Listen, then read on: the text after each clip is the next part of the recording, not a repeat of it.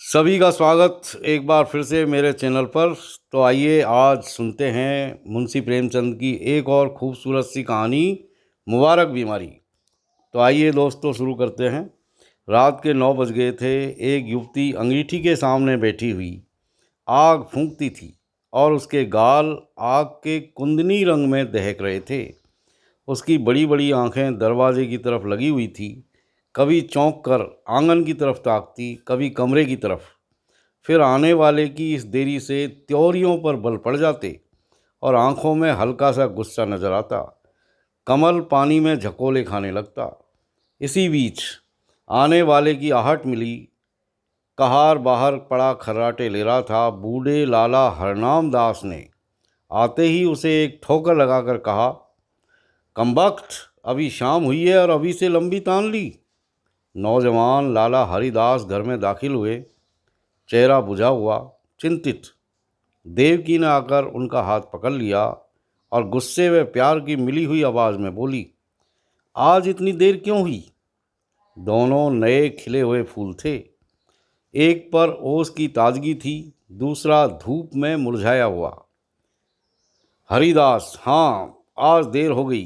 तुम यहाँ क्यों बैठी रही? देवकी, क्या करती? आग बुझ जाती थी, खाना न ठंडा हो जाता। हरिदास, तुम जरा से काम के लिए इतनी आग के सामने न बैठा करो, बाज आया गरम खाने से। देवकी, अच्छा, कपड़े तो उतारो, आज इतनी देर क्यों की? हरिदास, क्या बताऊं, पिताजी ने ऐसा नाक में दम कर दिया कि कुछ कहते नहीं बनता। इस रोज़ रोज़ की झंझट से तो यही अच्छा है कि मैं कहीं और नौकरी कर लूँ। लाला हरनाम दास एक आटे की चक्की के मालिक थे। उनकी जवानी के दिनों में आसपास दूसरी चक्की नहीं थी। उन्होंने खूब धन कमाया, मगर अब यह हालत न थी। चक्कियाँ कीड़े मकोड़ों की तरह पैदा हो गई थी। नई मशीनों और इजादों के साथ उसके काम करने वाले भी जोशीले नौजवान थे, मुस्तैदी से काम करते थे। इसलिए हरनाम दास का कारखाना रोज़ गिरता जाता था। बूढ़े आदमियों को नई चीज़ों से चिढ़ हो जाती है। वह लाला हरनाम दास को भी थी। वह अपनी पुरानी मशीन ही को चलाते थे। किसी किस्म की तरक्की या सुधार को पाप समझते, मगर अपनी इस मंदी पर कुढ़ा करते थे।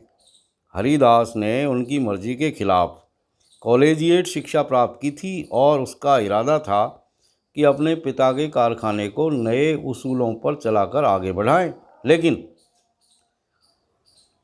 जब वह उनसे किसी परिवर्तन या सुधार का जिक्र करता तो लाला साहब पजामे से बाहर हो जाते और बड़े गर्व से कहते, कॉलेज में पढ़ने से तजुर्बा नहीं आता, तुम अभी बच्चे हो।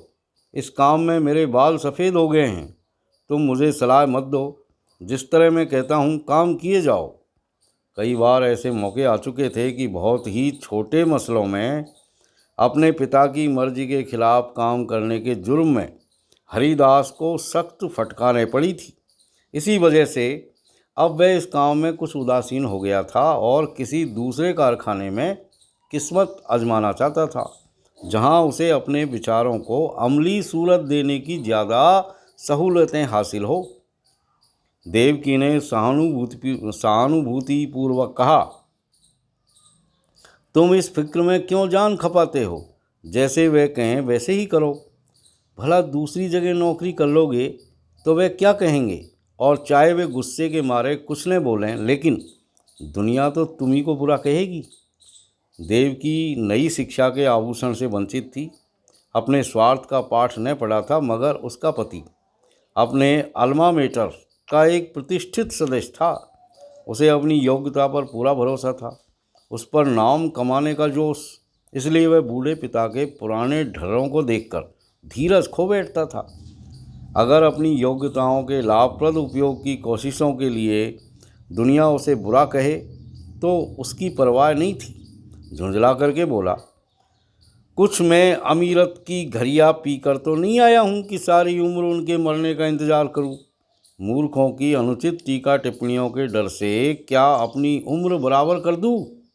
मैं अपने कुछ हम उम्रों को जानता हूँ जो हरगिज़ मेरी सी योग्यता नहीं रखते, लेकिन वे मोटर पर हवा खाने निकलते हैं, बंगलों में रहते हैं और शान से ज़िंदगी बसर करते हैं, तो मैं क्यों हाथ पर हाथ रखे ज़िंदगी को अमर समझे बैठा रहूं?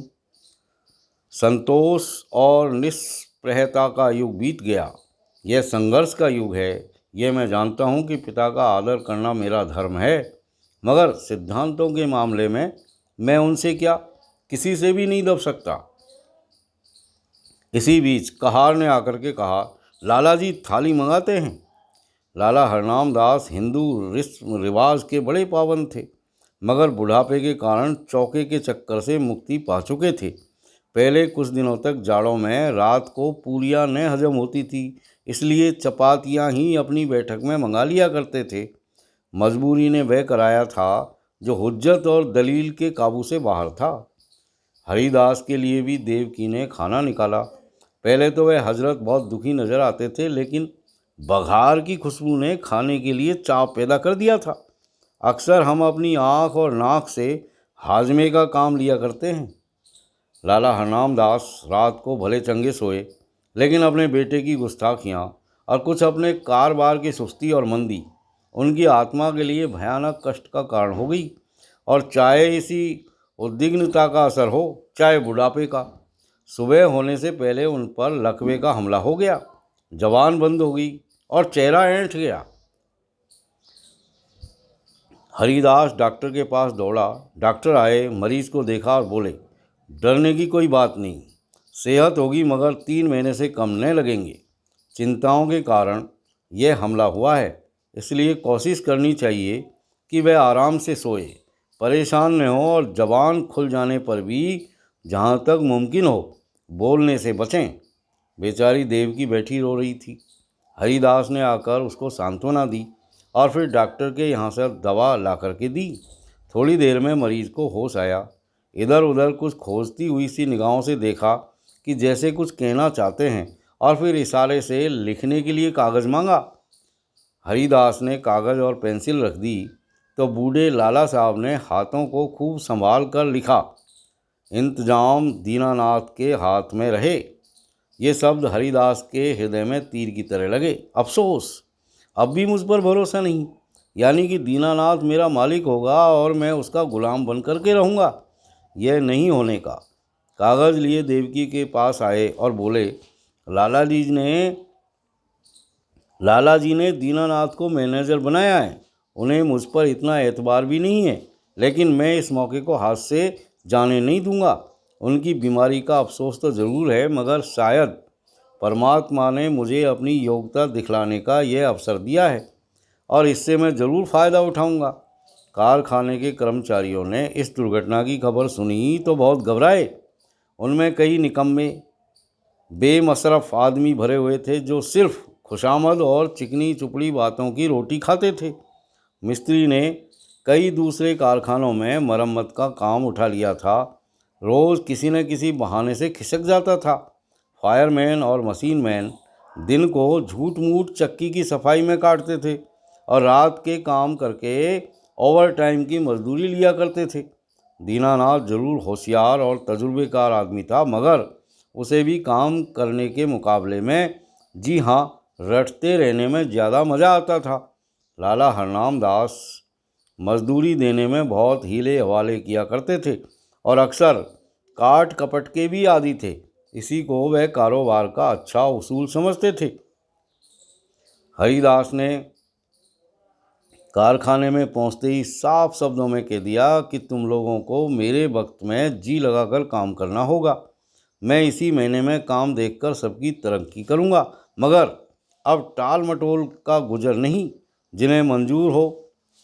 जिनको मंजूर नहीं हो वह अपना बोरिया बिस्तर संभाले। और फिर दीनानाथ को बुला करके कहा, भाई साहब, मुझे खूब मालूम है कि आप होशियार और सूझबूझ रखने वाले आदमी हैं। आपने अब तक ये यहाँ का जो रंग देखा वही अख्तियार किया है, लेकिन अब मुझे आपके तजुर्बे और मेहनत की ज़रूरत है। पुराने हिसाबों की जांच पड़ताल कीजिए। बाहर से काम मेरा जिम्मा है, लेकिन यहाँ का इंतज़ाम आपके सुपुर्द है। जो कुछ नफ़ा होगा उसमें आपका भी हिस्सा होगा। मैं चाहता हूँ कि दादा की अनुपस्थिति में कुछ अच्छा काम करके दिखाऊं। इस मुस्तैदी और चुस्ती का असर बहुत जल्द कारखाने में नज़र आने लगा। हरिदास ने खूब इश्तहार बंटवाए। उसका असर ये हुआ कि काम आने लगा। दीनानाथ की मुस्तैदी की बदौलत ग्राहकों को नियत समय पर और किफ़ायत का आटा मिलने लगा। पहला महीना भी ख़त्म नहीं हुआ था कि हरिदास ने नई मशीन मंगवाई, थोड़े अनुभवी आदमी रख लिए। फिर क्या था, सारे शहर में इस कारखाने की धूम मच गई। हरिदास ग्राहकों से इतनी अच्छी तरह से पेश आता कि जो एक बार उससे मुआमला करता वह हमेशा के लिए उसका खरीदार बन जाता। कर्मचारियों के साथ उसका सिद्धांत था, काम सख्त और मजदूरी ठीक। उसके ऊंचे व्यक्तित्व का भी स्पष्ट प्रभाव दिखाई पड़ा। करीब करीब सभी कारखानों का रंग फीका पड़ गया। उसने बहुत ही कम नफ़े पर ठेले ले लिए। मशीन को दम मारने की मोहलत न थी। रात और दिन काम होता था। तीसरा महीना ख़त्म होते होते उस कारखाने की शक्ल ही बदल गई। हाथे में घुसते ही ठेले और गाड़ियों की भीड़ नजर आती थी। कारखाने में बड़ी चहल पहल थी। हर आदमी अपने काम में लगा हुआ। इसके साथ ही प्रबंध कौशल का यह वरदान था कि भद्दी, हड़बड़ी और जल्दबाजी का कहीं निशान नहीं था। लाला हरनाम दास धीरे धीरे ठीक होने लगे। एक महीने के बाद वह रुककर कुछ बोलने लगे। डॉक्टर की सख्त ताकीद थी कि उन्हें पूरी शांति की स्थिति में रखा जाए, मगर जब उनकी जबान खुली उन्हें एक दम को भी चैन नहीं था। देवकी से कहा करते, सारा कारोबार मिट्टी में मिल जाता है। ये लड़का मालूम नहीं क्या कर रहा है, सारा काम अपने हाथ में ले रखा है। मैंने ताकीद कर दी थी कि दीनानाथ को मैनेजर बनाना, लेकिन उसने जरा भी परवाह नहीं की। मेरी सारी उम्र की कमाई बर्बाद हुई जाती है। देवकी उनको सांत्वना देती कि आप इन बातों की आशंका नहीं करें, कारोबार बहुत खूबी से चल रहा है और खूब नफ़ा हो रहा है। पर वह भी इस मामले में तूल देते हुए डरती थी कि कहीं लकवे का फिर हमला न हो जाए। हूँ हाँ कहकर टालना चाहती थी। हरिदास ज्यों ही घर में आता, लाला जी उस पर सवालों की बौछार कर देते, और जब वह टालकर कोई दूसरा जिक्र छेड़ देता तो बिगड़ जाते और कहते, जालिम, तू जीते जी मेरे गले पर छुरी फेर रहा है, मेरी पूंजी उड़ा रहा है। तुझे क्या मालूम कि मैंने एक एक कौड़ी किस मशक्क़त से जमा की है। तूने दिल में ठान ली है कि इस बुढ़ापे में मुझे गली गली ठोकर खिलाए, मुझे कौड़ी कौड़ी का मोहताज बनाए। हरिदास फटकार का कोई जवाब नहीं देता, क्योंकि बात से बात बढ़ती है। उसकी चुप्पी से लाला साहब को यकीन हो जाता कि कारखाना तबाह हो गया। एक रोज़ देवकी ने हरिदास से कहा, अभी कितने दिन और इन बातों का लाला जी से छिपाओगे? हरिदास ने जवाब दिया, मैं तो चाहता हूँ कि नई मशीन का रुपया अदा हो जाए तो उन्हें ले जाकर सब कुछ दिखा दूँ। तब तक डॉक्टर साहब की हिदायत के अनुसार 3 महीने पूरे भी हो जाएंगे। देवकी, लेकिन इस छिपाने से क्या फ़ायदा, जब वे आठों पैर इसी की रट लगाए रहते हैं। इससे तो चिंता और बढ़ती ही है, कम नहीं होती। इससे तो यही अच्छा है कि उनसे सब कुछ कह दिया जाए। हरिदास, मेरे कहने का तो उन्हें यकीन आ चुका। हाँ, दीनानाथ कहे तो शायद यकीन हो। देवकी, अच्छा तो कल दीनानाथ को यहाँ भेज दो। लाला जी उसे देखते ही खुद बुला लेंगे। तुम्हें इस रोज़ रोज़ की डांट फटकार से तो छुट्टी मिल जाएगी। हरिदास, अब मुझे इन फटकारों का जरा भी दुख नहीं होता। मेरी मेहनत और योग्यता का नतीजा आंखों के सामने मौजूद है। जब मैंने कारखाना अपने हाथ में लिया था, आमदनी और खर्च का मीज़ान मुश्किल से बैठता था। आज 5 से का नफ़ा है। तीसरा महीना ख़त्म होने वाला है और मैं मशीन की आधी कीमत अदा कर चुका। शायद अगले महीने 2 महीने में पूरी कीमत अदा हो जाएगी। उस वक्त से कारखाने का खर्च तिगुने से ज़्यादा है, लेकिन आमदनी पंचगुनी हो गई है। हजरत देखेंगे तो आंखें खुल जाएगी।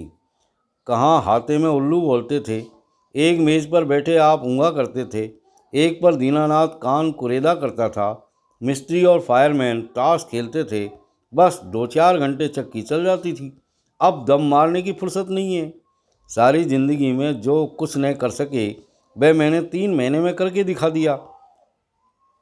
इसी तजुर्बे और कार्रवाई पर आपको इतना घमंड था। जितना काम वह 1 महीने में करते थे उतना मैं रोज़ कर डालता हूँ। देवकी ने भर्त्सनापूर्ण नेत्रों से देख करके कहा, अपने मुँह मियाँ मिट्ठू बनना कोई तुमसे सीख ले। जिस तरह माँ अपने बेटे को हमेशा दुबला ही समझती है, उसी तरह बाप बेटे को हमेशा नादान समझा करता है। यह उनकी ममता है, बुरा मानने की बात नहीं है। हरिदास ने लज्जित होकर सिर झुका लिया। दूसरे रोज दीनानाथ उनको देखने के बहाने से लाला हरनाम दास की सेवा में उपस्थित हुआ। लाला जी उसे देखते ही तकिए के सहारे उठ बैठे और पागलों की तरह बेचैन होकर के पूछा, क्यों, कारोबार सब तबाह हो गया कि अभी कुछ कसर बाकी है?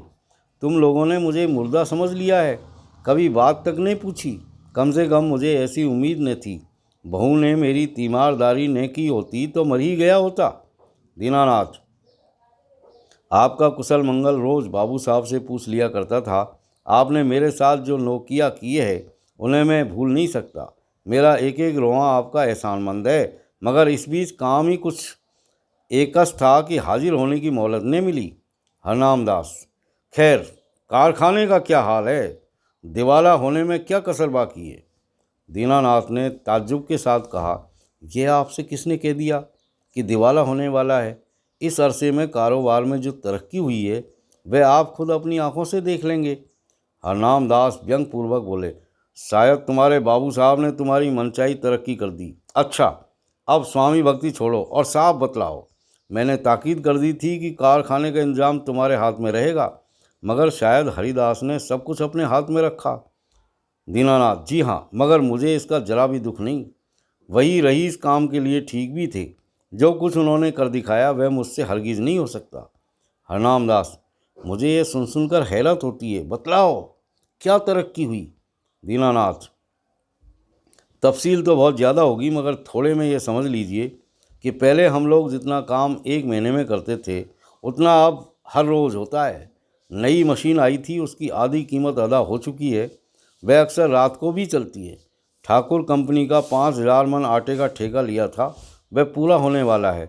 जगत राम बनवारी लाल से कमश्रियट का ठेका लिया है। उन्होंने हमको 500 बोरे माहवार का बयाना दिया है। इसी तरह और फुटकर काम कई गुना बढ़ गया है। आमदनी के साथ खर्च भी बढ़े हैं। कई आदमी नए रखे गए हैं। मुलजिमों को मजदूरी के साथ कमीशन भी मिलता है, मगर खालिस नफ़ा पहले के मुकाबले में चौगने के करीब है। हरनाम दास ने बड़े ध्यान से ये बात सुनी। वह गौर से दीनानाथ के चेहरे की तरफ देख रहे थे। शायद उसके दिल में बैठकर सच्चाई की तह तक पहुंचना चाहते थे। संदेहपूर्ण स्वर में बोले, दीनानाथ, तुम कभी मुझसे झूठ नहीं बोलते थे, लेकिन तो भी मुझे इन बातों पर यकीन नहीं आता, और जब तक अपनी आंखों से न देख लूँगा यकीन न आएगा। दीनानाथ कुछ निराश होकर विदा हुआ। उसे आशा थी कि लाला साहब तरक्की और कारगुजारी की बात सुनते ही फूले न समाएंगे और मेरी मेहनत की दाद देंगे। उस बेचारे को न मालूम था कि कुछ दिलों में संदेह की जड़ इतनी मजबूत होती है कि सबूत और दलील के हमले उस पर कुछ असर नहीं कर सकते। यहाँ तक कि वह अपनी आँख से देखने को भी धोखा या तिलिस्म समझते हैं। दीनानाथ के चले जाने के बाद लाला हरनाम दास कुछ देर तक गहरे विचार में डूबे रहे और फिर यकायक कहार से बग्घी मंगवाई। लाठी के सहारे बग्घी में आ बैठे और उसे अपने चक्की घर चलने का हुक्म दिया। दोपहर का वक्त था। कारखानों के मजदूर खाना खाने के लिए गोल के गोल भागे चले आते थे, मगर हरिदास के कारखाने में काम जारी था। बग्घी हाथे में दाखिल हुई। दोनों तरफ फूलों की कतारें नजर आई। माली क्यारियों में पानी दे रहा था। ठेले और गाड़ियों के मारे बग्घी को निकलने की जगह नहीं मिलती थी। जिधर निगाह जाती थी सफाई और हरियाली नजर आती थी। हरिदास अपने मुहर्रिर को कुछ खतों का मसौदा लिखा रहा था कि बूढ़े लाला जी की लाठी टेकते हुए कारखाने में दाखिल हुए। हरिदास फौरन उठ खड़ा हुआ और उन्हें हाथों से सहारा देते हुए बोला, आपने केला क्यों नहीं भेजा कि मैं आने वाला हूँ, पालकी मंगवा देता, आपको बहुत तकलीफ़ हुई। यह कहकर उसने एक आराम कुर्सी बैठने के लिए खिसका दी। कारखाने के कर्मचारी दौड़े और उनके चारों तरफ बहुत अदब के साथ खड़े हो गए। हरनाम दास कुर्सी पर बैठ गए और बोरों के छत चूमने वाले ढेर पर नज़र दौड़ा करके बोले, मालूम होता है दीनानाथ सच कहता था। मुझे यहाँ कई नई सूरतें नज़र आती है। भला कितना काम रोज़ होता है, भला कितना काम रोज़ होता है। हरिदास, आजकल काम ज़्यादा आ गया था, इसलिए कोई 500 मन रोज़ाना तैयार हो जाता था, लेकिन औसत 250 मन का रहेगा। मुझे नई मशीन की कीमत अदा करनी थी, इसलिए अक्सर रात को भी काम होता है। हरनाम दास, कुछ कर्ज लेना पड़ा? हरिदास, एक कौड़ी नहीं, सिर्फ मशीन की आधी कीमत बाकी है। हरनाम दास के चेहरे पर इत्मीनान का रंग नजर आया। संदेह ने वह विश्वास को जगह दी। प्यार भरी आंखों से लड़के की तरफ देखा और करुण स्वर में बोले, बेटा, मैंने तुम्हारे ऊपर बड़ा जुल्म किया, मुझे माफ़ करो। मुझे आदमियों की पहचान पर बड़ा घमंड था, लेकिन मुझे बहुत धोखा हुआ। मुझे अब से बहुत पहले इस काम में से हाथ खींच लेना चाहिए था। मैंने तुम्हें बहुत नुकसान पहुंचाया।